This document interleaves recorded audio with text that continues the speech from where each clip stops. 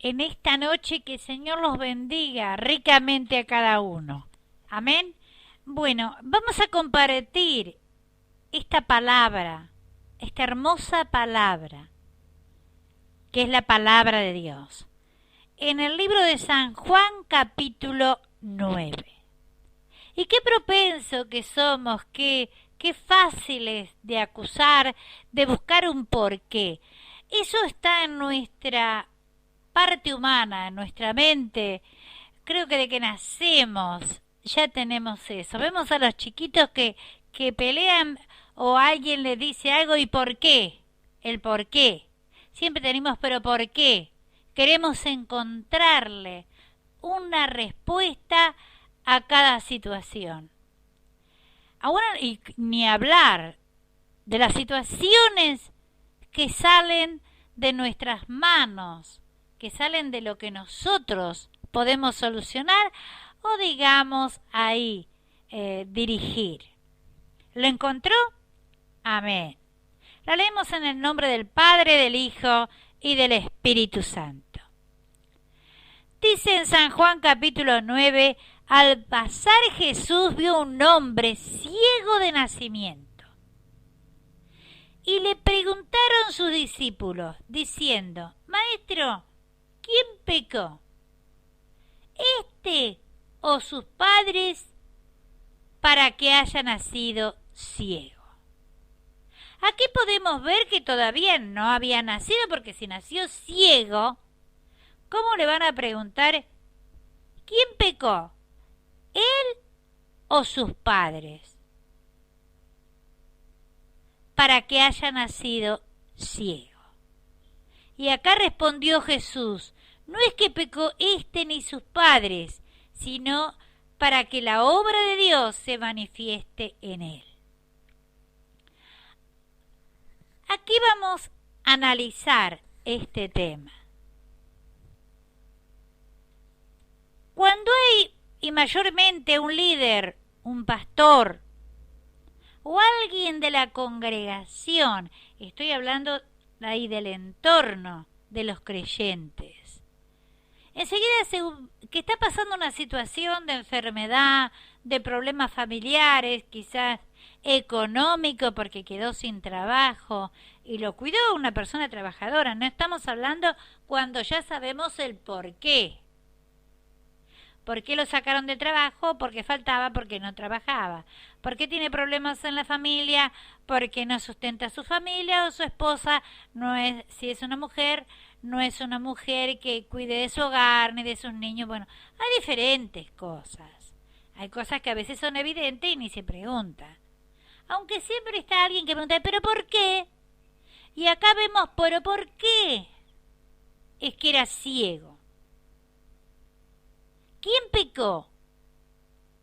¿Y cuántas veces he escuchado, pero le está pasando esto porque Dios lo castigó? Y volvemos a borrar con el codo lo que Dios escribió acá, en su palabra.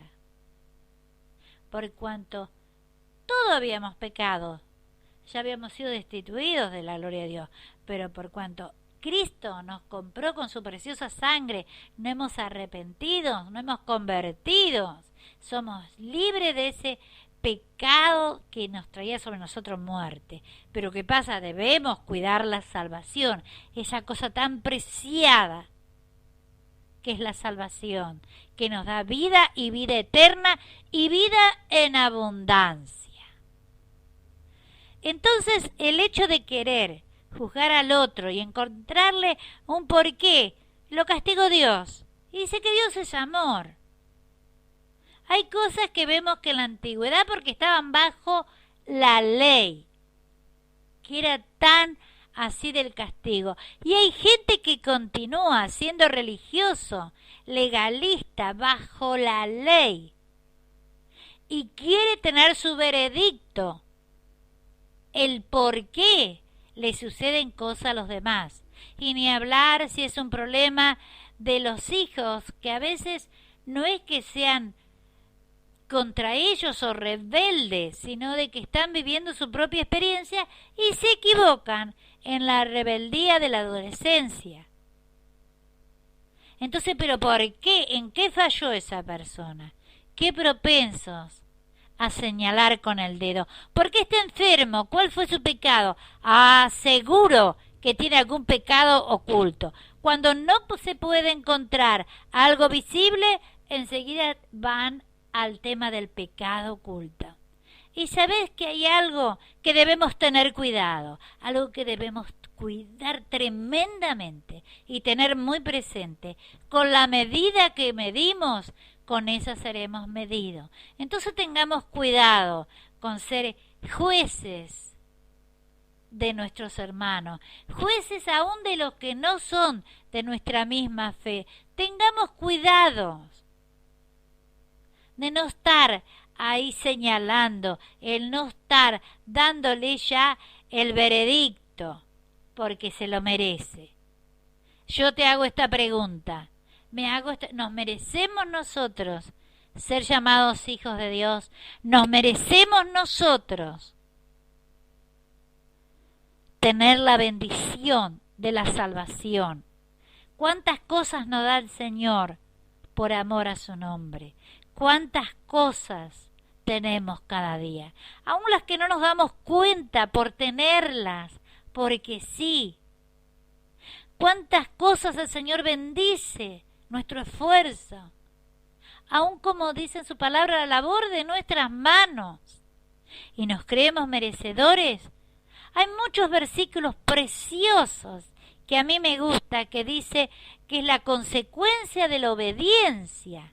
Y nos trae bendición la obediencia a Dios.